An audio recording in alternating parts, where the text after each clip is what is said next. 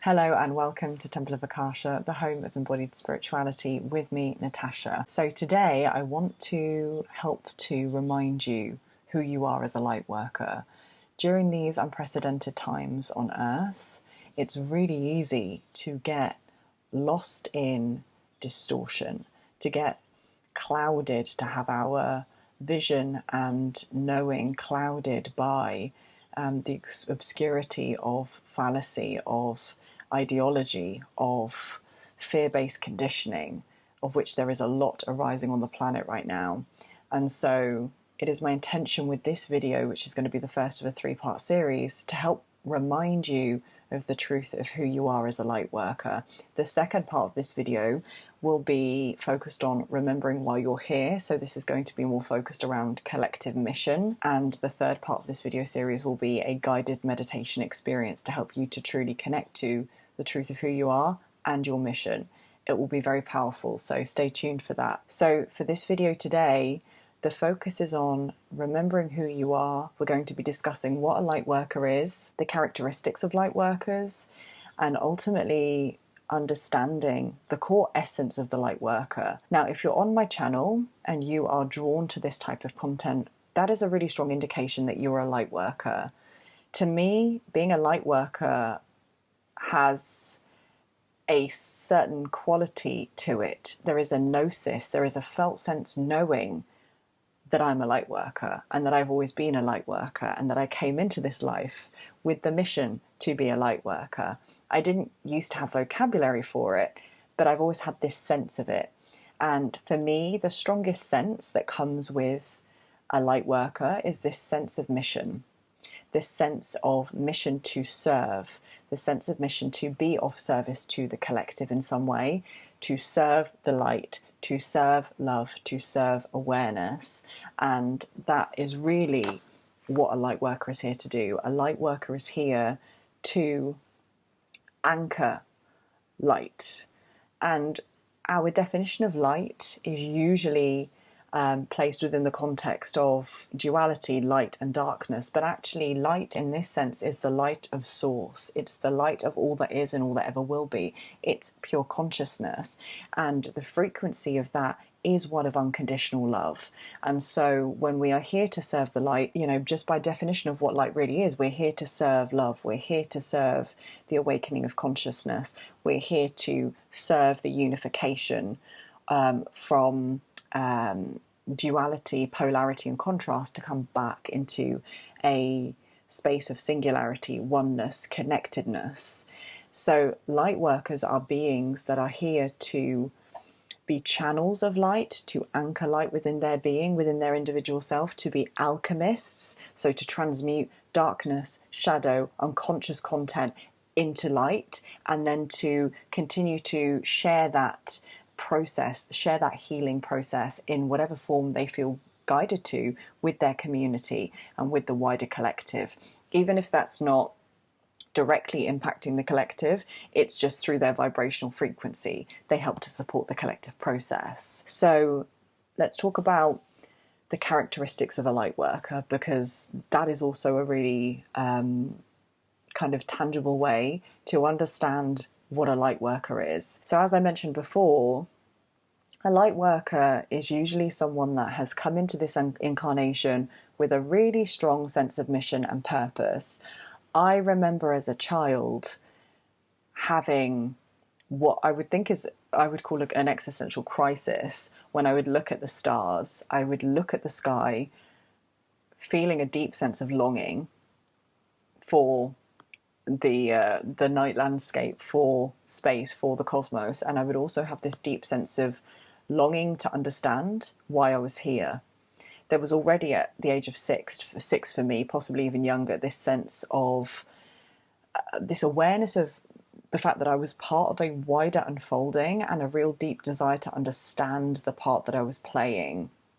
So light workers from a young age will have this sense of, or perhaps a longing to understand their purpose, their mission. And as an adult, this will usually express as a desire to understand themselves through the the subjects of psychology, of personal development, spirituality. It will also be characterized by a sense of wanting to serve. So the Lightworker template is one of moving from service to self, which is serving the ego, to service to others. And so it becomes not self-sacrificing, but heart-led, in that it becomes a mission of wanting to live in order to support other beings awakening. And so when a light worker comes into this world, they will usually have a strong sense of wanting to help other people.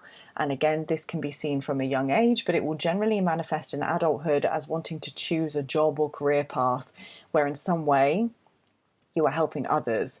It's interesting when I track back through all the jobs that I considered when I was going through, my own process, and the common thread throughout all of them was that I wanted to help people. I considered being an estate agent, a recruiter. I wanted to be a journalist. I wanted to be a psychologist. I went through all these various phases, and before I had conscious awareness of the spiritual nature of this existence, I was trying to understand what was the thread that was driving me to desire these different jobs, because they looked really random on the surface, and the common thread was that I wanted to help people. And so with light workers, there is a really strong sense that you want to be of service, you want to help other people. Light workers have a really strong connection to their hearts. Of course, they're here to help anchor the frequency of unconditional love and to embody it themselves. And so naturally, from that space, there is going to be a sense of wanting to serve other people. So there isn't a specific way that this can look. It can manifest as wanting to be a healer, to work with energy, to want to be a guide, a teacher. It may extend to wanting to work in medicine in some way, or it might extend to wanting to play a role in the kind of humanitarian work on the planet. It may not directly look like a spiritual service-based role, but there is the characteristic and the strong drive to want to support and serve others. That's a really kind of, for me, a key marker of a light worker. Another key marker, or perhaps characteristic, of a light worker is someone that has generally been through a lot in their lives, or has had a very rich and dynamic internal experience which has led them to want to seek answers. So when you examine your day-to-day life, it's clear to see that not everyone is motivated to understand themselves spiritually. It's clear to see that not everyone is motivated to want to kind of progress and evolve along the kind of personal development route. There are myriads of different routes that we can take in this human experience, and it's clear that not everyone is motivated to learn about themselves in a deeper way and to learn about the nature of reality in a deeper way. A light worker is driven by those things. A light worker is driven by the need to understand themselves better so that they can understand others better and that they can serve better. So light workers tend to be individuals that, in order to go through that process of understanding themselves, they tend to have gone through a lot in life. And this doesn't have to look like trauma as we know it in the mainstream definition of, growing up in a war zone or having experienced really acutely traumatic experiences. It can just be that light workers, because they are highly sensitive individuals generally, have a very rich and dynamic internal experience, which means that they feel a lot. And because of that rich internal experience, they're driven to seek answers from that.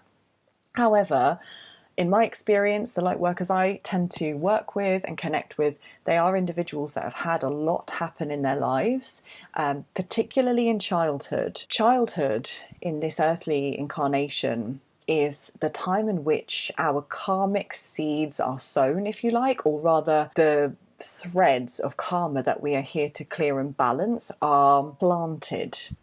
So what I mean by this is our early childhood circumstances particularly will generally trigger the wounds that need to be healed from other lives and through our ancestral line. So that will usually result in that child perhaps going through a lot of difficult experiences, instability, divorce, trauma, sexual abuse, physical abuse, homelessness, perhaps a parent with mental health issues or substance abuse issues, and a whole number of other things. Just moving frequently can even be traumatic to a young being who's sensitive. So generally a light worker is someone as a child and in their early life that did experience a lot. If they didn't go through a lot externally, they experienced a lot internally, and that planted the seeds for them to understand themselves better in adult life.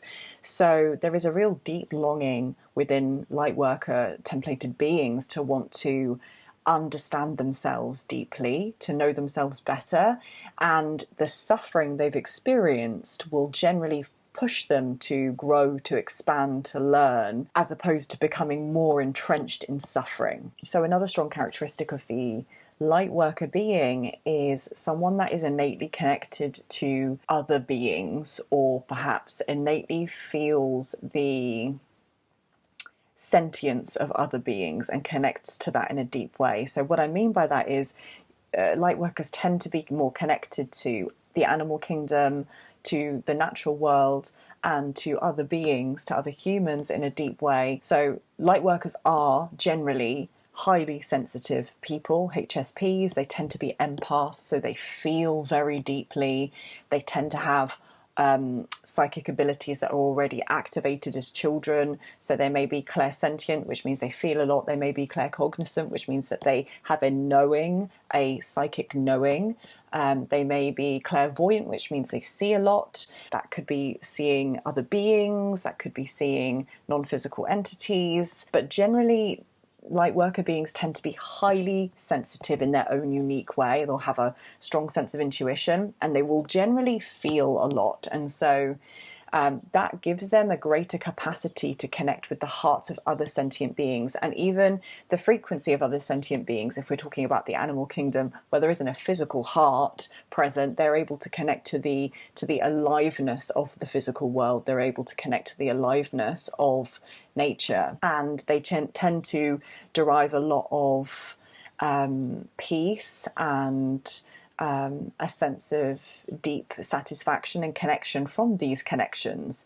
So I know that the animal kingdom, from when I was very, very young, has been really, really important to me. I think that as highly sensitive individuals, when we experience trauma in early life and when we have been hurt by other adult humans or even other children, connecting with animals can be a way for us to connect with unconditional love. When you connect with animals, you're connecting to this kind of boundless love.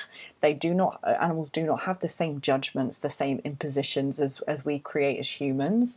And so connecting to the heart and connecting to the consciousness of an animal can be really enriching for a sensitive being. And I know that my connection to animals has been something that's been strong my entire life. And now I'm starting to understand that I can communicate with animals and actually understand them, not perhaps in the ways that I thought I would if I was going to be someone that could communicate telepathically with animals, but I speak to them and I can understand what they're saying back to me, and I know that I've had this connection since I was a child. So that's another key characteristic of a light worker. They tend to be more connected to the sentient world and to the natural world, to the earth in general. There's a deep sense of connection, of unification, or of wanting to unify. And that desire to want to unify, to come back into a state of unification within and without, is another key characteristic of a light worker.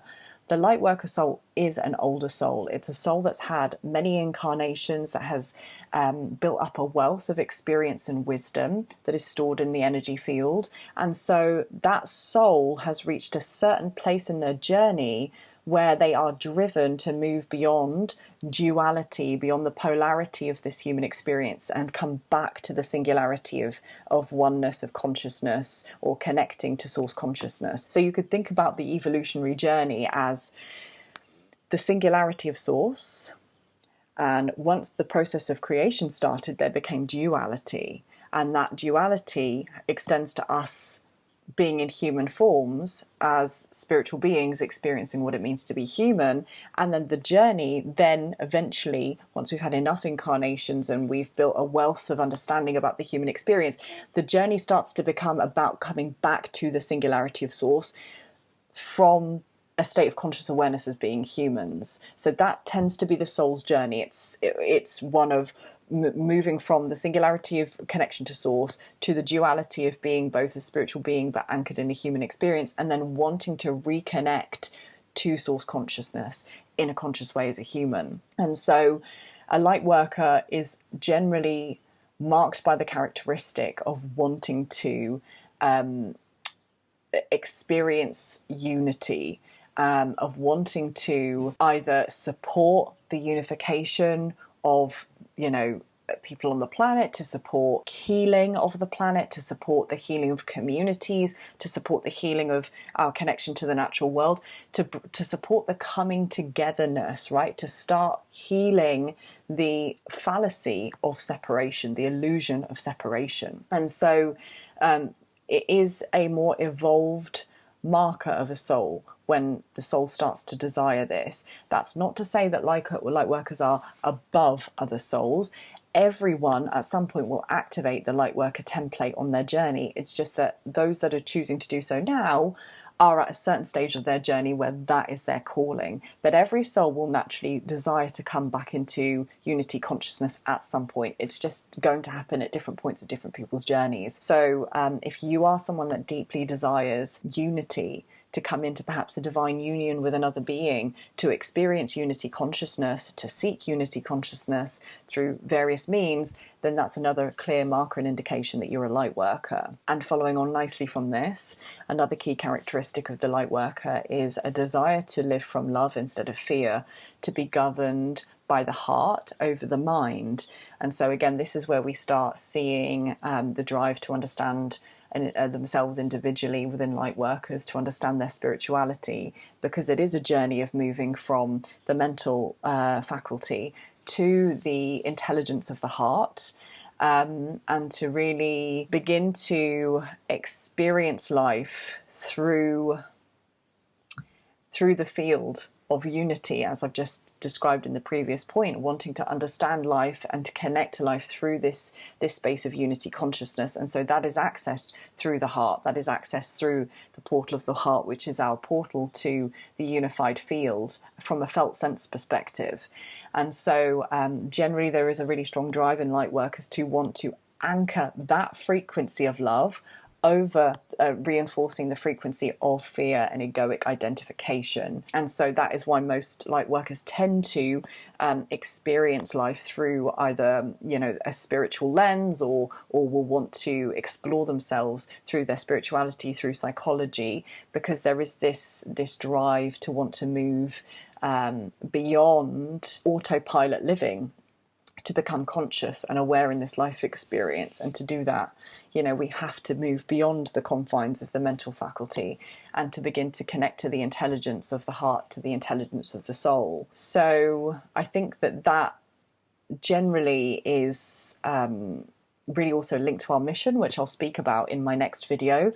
But that's another key characteristic, this drive for to experience love, to receive love, to give love, and for that to be a foundational element in the life experience. Another key characteristic of the light worker soul is that light workers tend to be fairly non-conformist or anti-authoritarian. I know that this is certainly true for me. And that is because of our mission, which again I'll go on to speak about more in the second transmission. But light workers are here to shake up the established order. We are here to pattern interrupt the matrix programming. We are here to help dissolve fear-based consciousness on the planet. And so naturally, the light worker soul tends to be one where they tend to think more critically. The light worker soul will tend to think beyond the realms of dogma, or will tend to question ideology, systems, established structures, be that within themselves, within their communities, at a national or international level.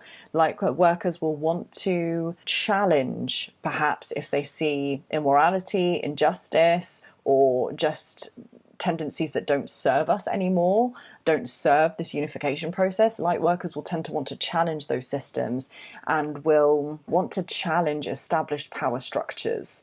And again, this can be individually, in relationships, in family situations, to clear their own karma. And this is also playing out obviously within the collective too, with regards to government, etc. We have, as light workers, this kind of innate sense, which is tied to our mission, that we are here not to reinforce the status quo. We're not here to just continue to move in alignment with the masses and do what everyone else is doing. So the light worker soul will tend to have this strong sense of individuality. And by that, I don't necessarily mean to be really strongly identified with a label or a cause. It's more just this like a soul-based desire to anchor in sovereignty.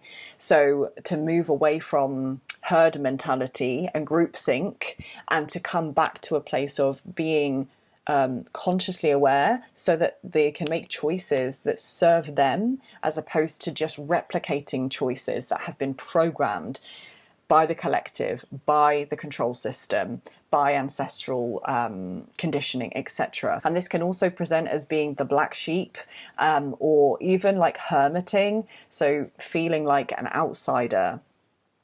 Generally, a lot of light workers will feel in some way like they don't belong, because again, they're not here to belong in the traditional sense. They're not here to just blend in. They're not just here to go with what everyone else is doing. The light worker template is one of, as I've said, pattern interruption. It's here to disrupt the established order, so that that which is true, that which is anchored beyond fear-based conditioning, can be seeded and cultivated here on planet Earth. So again, there is this natural sense within the light worker template that they don't belong necessarily. So that may manifest, in childhood as feeling on the outside of friendship groups, not maybe having one established friendship group. I know that when I was growing up, I was a real floater. I floated between friendship groups. I had a couple of core individuals that I was really close to, but generally I would float through friendship groups, particularly in secondary school. And I found this echoed throughout my family experience as well, and into adulthood, where I've always had this sense that I'm kind of on the outside. And there is a gift and a shadow in that, which is a whole other video. So there does tend to be wounding around belonging with light workers, and a sense of feeling alienated, isolated, alone. And this is one of the things that we're here to heal, because we can often, as light workers, fall into the shadow of that, of becoming hermits, of withdrawing, of choosing to shelter and protect ourselves from that sense of hurt, of not belonging, as opposed to facing that wound, acknowledging it consciously, because we are here to share our light. We are here to spread the light of awareness, of love. We are here to shine in our unique and individual way, so that we can serve this the collective awakening and ascension process, so we can serve to heighten the collective frequency. So it isn't necessarily in the highest good for us to withdraw and become hermits. And so we do have to be really careful as light workers to recognize whether or not that tendency to want to pull away from community, to want to be the outliers, to be the black sheep and to isolate, is that coming from a sense of empowerment, or is that coming from wounding? And maybe I will make a separate video about that, because it's really important. So those tend to be the core characteristics of a light worker. I'm sure there are a myriad of others, but those are the ones that came up really strongly for me, and they've been really strong in my own felt sense experience as a light worker. So the last thing that I want to end with in this video is, if you are here and you've identified yourself as a light worker, if you have that strong sense that you are here to anchor and embody light and to spread light, to spread the frequency of love and unification on the planet, it's important to remember that we are constantly encouraged to identify with labels, with definitions, with roles in this earthly experience. We are constantly encouraged to be egoically identified in this earthly experience. And it's natural, because we're in human bodies, and so there is a natural sense of individualization, which is what the ego is rooted in. Our mission as light workers, which I'll speak about in more detail, but our mission here is to move beyond that egoic identification and beyond the limitation of labels. So one thing I see a lot within the light worker community is this real struggle with identity, of understanding who you are, right? Like, you may have asked yourself a lot, who am I? I don't understand who I am. I can't find a label for it. I can't find a job that fits it. I can't find a role that fits it. That's because there aren't any. So actually, the aspect of you that is seeking labels, definitions, roles, careers that fit, your uniqueness, that's the ego. The ego seeks to limit. Your true self, the light of who you are, your soul, is beyond definitions, beyond labels, beyond any mental conceptions. That aspect of you that is of light, that is expansive, that is incredibly high frequency, that aspect of you cannot be contained, cannot hope to be known through language. It is a felt sense experience. It is a gnosis within your heart and body. So I really encourage you to, on a day-to-day level, try to come into an embodied experience of who you are, reconnecting with the spaciousness of who you are through mindfulness and presence practices, coming back to the spaciousness of the present moment of both observing this human experience in the body and also the spaciousness that lies beyond it, the love that holds all of it. These are not experiences that you can have with the mind. These are felt sense experiences. These are embodied experiences. This means that you have to be present, anchored in body awareness instead of mind awareness, in order for you to access the truth of who you are. So when you are on your journey and you find yourself seeking answers about who you are, your counter practice to that is to become more present, whether that's through meditation, yoga, mindfulness practices, whether that is through working with plant medicine, whatever you feel called to do. It's your divine duty and invitation to come back into the body and to come back into the present moment more firmly, because you will never find the answers with the mind. And you will never know the truth of who you are with your mind. It's impossible. And all the mind can seek to do is try to label and try to define, because that's all the mind is designed to do. It's designed to think, it's designed to experience the world through concepts and ideologies and structures and whatnot. And that can serve its place, but not when it comes to understanding our truth and our essence. So I want to end this message in just helping you to remember and recognize that you are light, that you are a being of love. You are an extension of source consciousness. You are an extension of the infinite creator. The truth of who you are cannot be contained with labels or identification. And it is so multidimensional that is really where the joy is in this life experience. Once you begin to recognize that you are not one thing or another, that you do not need to move through this life in absolutes. I've either got to be this or that. I've either got to choose this thing or that thing. I've either got to be that label or that. No, you can be all of that which you feel you are in the truth of your heart. Right? And you don't have to confine yourself. You can be both introverted and extroverted. I'm a really good example of that. In human design, I'm a 2-4 projector, which means that I'm consciously drawn to being a hermit, whilst I also want to network and be part of groups. Right? We are, by definition, contradictions within ourselves. We are vessels of contradictions. We are not these cookie cutter beings that the Matrix wants us to believe we are. We are multifaceted, dynamic, complex beings, and relatively simple at the same time, because we are just light and consciousness seeking to experience itself through the human experience. But how that presents in this human world, it's really multifaceted. So you're allowed to have lots of different interests and passions. You're allowed to desire lots of different experiences. You're allowed to, and it's okay to, feel called to lots of different environments and people. It's okay to have a rich and dynamic internal experience without needing to label those experiences. Can you just seek to experience the richness of this life as it is, without needing to contain it with language, with egoic identification? That's really the Lightworker mission. Can we just allow ourselves to be the totality of who we are, without needing to anchor or grab onto or to attach to any of it as identity, so to speak? And that search for identity really is both the catalyst I see for a lot of individuals on this path as Lightworkers. Lots of Lightworkers will seek to understand their identity, and the paradox is that in seeking to understand our identity, we often find that actually identity is a fallacy, and that who we really are can never be really identified with anything tangible of the mind. So I hope this video was helpful.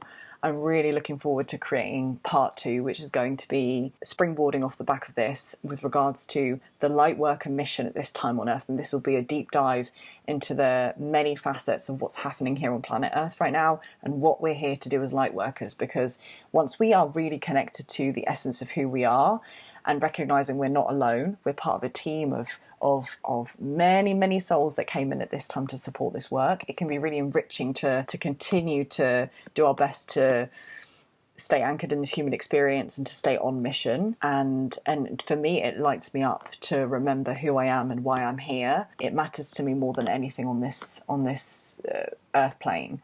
So I hope that in creating this series I can support you to experience that level of passion, of inspiration, of remembrance too. So I'm sending you so much love. I would love to hear from fellow Lightworkers in the comments. Feel free to leave your experiences below. If you haven't already done so, please feel free to like and subscribe. It really supports my channel getting to the right people, and I look forward to connecting with you again in part 2.